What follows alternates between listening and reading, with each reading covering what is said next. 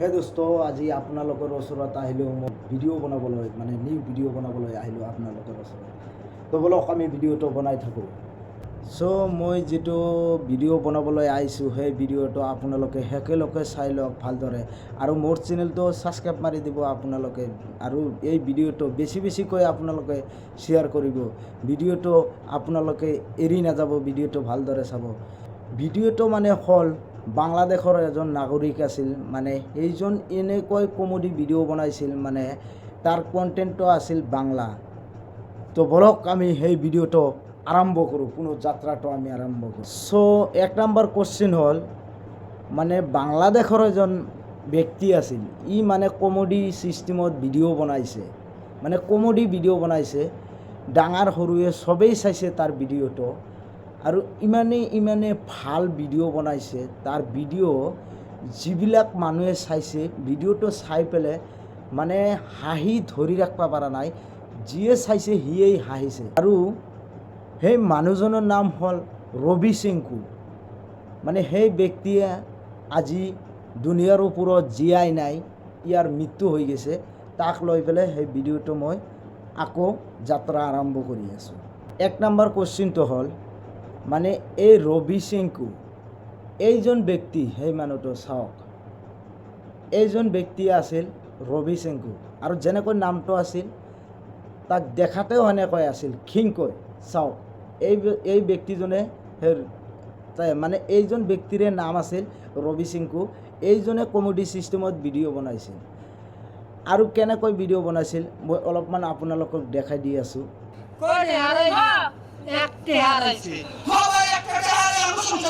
আপোনালোকে মানে 1 টকা হেৰাই গৈছে, আৰু তাৰ ল'ৰাৰ লগত কেনেকৈ কাজিয়া কৰি আছে, আৰু তাৰ তিৰিৰ লগত কেনেকৈ কাজিয়া কৰি আছে।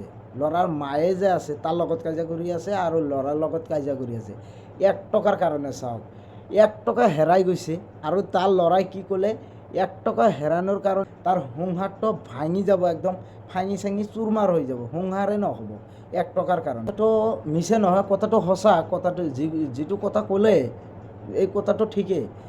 ঘৰৰ পৰা বা পকেটৰ পৰা বা কিবা এটা বিজনেছ কৰিব গ'লে, যেনেকৈ শ্বেয়াৰ বিজনেছ বুলি কয়, মানে দুজনে কৰিলে, মানে ময়ে আৰু আপুনি কৰিলোঁ, যদি কেছৰ পৰা যদি 10 টকা হেৰাই যায়, যদি বা মোৰে বা আপোনাৰ যদি মনত কিবা সন্ধি লাগি যায়, তেনেহ'লে এই মানে বিজনেছটো নহ'ব, হেৰাই যাব লাহে লাহে।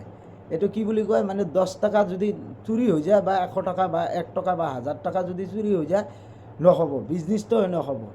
তো ঠিকেই কৈছে, এইকাৰণে কৈছে যে 1 টকা হেৰাই গৈছে, সেইকাৰণে সংসাৰ নহ'ব, ভাঙি যাব। তো আৰু 2 নম্বৰ কুৱেশ্যন হ'ল, মানে এইজন ব্যক্তি আজি দুনিয়াৰ ওপৰত জীয়াই নাই, এতিয়া মৃত্যু হৈ গৈছে, মৰিছে, আৰু তাৰ মৃত্যুৰ ছবিটো আপোনালোকে চাই লওক। স্ক্ৰীণত ফটো দি দিছোঁ, স্ক্ৰীণত একবাৰ চাই লওক মৃত্যুৰ ফটো তাৰ। এই ব্যক্তিজনে দুনিয়াৰ ওপৰত যেতিয়া জীয়াই আছিল, তেতিয়া মানে কিমান ভাল ভিডিঅ' বনাইছে, আমি চাইছোঁ আৰু আপোনালোকে চাইছে।